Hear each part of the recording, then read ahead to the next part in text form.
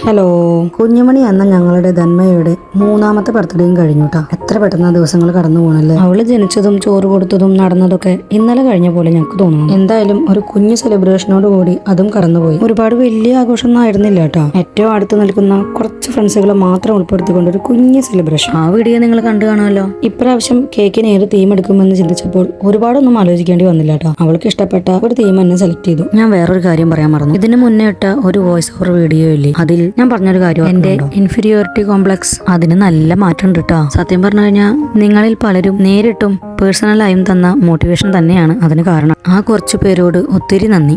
ഇനി വീഡിയോയിലോട്ട് വരാം. 2 കിലോന്റെ 2 ടയർ കേക്കാണ് ഉണ്ടാക്കിയത്. നോർമൽ ബേസ് ആയതുകൊണ്ട് തന്നെ വാനില തന്നെയാണ് സ്പോഞ്ച്. റിലയൻസ് ഒന്നും ആഡ് ചെയ്യാത്ത ഒരു സിമ്പിൾ കേക്ക് തന്നെയായിരുന്നു. സത്യത്തിൽ ലുക്കിനായിരുന്നു ഞാൻ കൂടുതൽ ഇമ്പോർട്ടന്റ് കൊടുത്തത് എന്ന് തന്നെ പറയാം. എന്ന് കരുതി ടേസ്റ്റ് ഉണ്ടായിരുന്നില്ല എന്നല്ല കേട്ടോ. ഞങ്ങളൊരു 10 പേരും പിന്നെ കുട്ടികൾക്കും ഇത്രയും കേക്കിന്റെ ആവശ്യമൊന്നുമില്ല കേട്ടോ. ഞങ്ങൾ താമസിക്കുന്ന ബിൽഡിങ്ങിൽ തന്നെ വേറെയും ഒരുപാട് ഫ്രണ്ട്സ് ഉണ്ട്. അവർക്കും കൂടി ഷെയർ ചെയ്യാൻ വേണ്ടിയിട്ടാണ് ഞാൻ 2 കിലോന് മേലെ കേക്ക് ഉണ്ടാക്കിയത്. കേക്കിന്റെ മുകളിൽ ഡെക്കറേഷൻ വെച്ച കോക്കോമലിന്റെ ടോപ്പർ എല്ലാം വളരെ സിമ്പിൾ ആയിട്ട് ഉണ്ടാക്കിയതാണ് കേട്ടോ. A4 ഷീറ്റിൽ കളർ പ്രിന്റ് അടിച്ചതിന് ശേഷം അതുമേ സെല്ലോ ടാപ്പ് കൊണ്ട് ലാമിനേഷൻ ചെയ്തു. ഈ കുഞ്ഞേ കേക്ക് ഇതിന്റെ മുകളിലേക്ക് ഇങ്ങനെ കയറ്റി വെക്കുന്ന പരിപാടി എനിക്ക് എപ്പോഴും പേടിയുള്ളതാണ് കേട്ടോ. മുന്നേ ഇരുന്ന ട്രയൽ നിന്നും ഈ കേക്കിലോട്ട് കോക്കോമലിനെ വെച്ചപ്പോഴാണ് എനിക്ക് തോന്നിയത് അതിന്റെ ഫേസ് ഒന്ന് ഇറങ്ങിപ്പോയ പോലെ. പിന്നെ ഞാനത് മാറ്റാണെന്നൊന്നുമില്ല, കാരണം ഇത് പുറത്തേക്കുള്ള ഓർഡർ ഒന്നുമല്ലല്ലോ, നമുക്കുള്ളത് തന്നെയല്ലേ. അപ്പൊ അങ്ങനെയൊക്കെ മതി. പിന്നെ എനിക്കൊരു അബദ്ധം പറ്റിയെന്നേ, കേക്കിന്റെ മുകളിൽ ടോപ്പറിന്റെ കൂടെ അവളുടെ വയസ്സ് എഴുതിയ ടോപ്പറും കൂടി ഞാൻ മേടിച്ചിട്ടുണ്ടായിരുന്നു. കുറച്ച് ദൂരെ പോയി മേടിച്ച സാധന പാക്കറ്റൊന്ന് പൊട്ടിച്ചെടുക്കുന്ന സമയത്ത് അതങ്ങോട്ട് പൊട്ടി കണ്ടില്ലേ. പിന്നെ അത് ഞാൻ സെല്ലോ ടാപ്പൊക്കെ വെച്ച് ഒരു വിധം മുട്ടിച്ചെടുത്തു. എന്നിട്ട് എന്തുണ്ടായി ചിങ്ങ, കേക്ക് കട്ട് ചെയ്യണ നേരത്ത്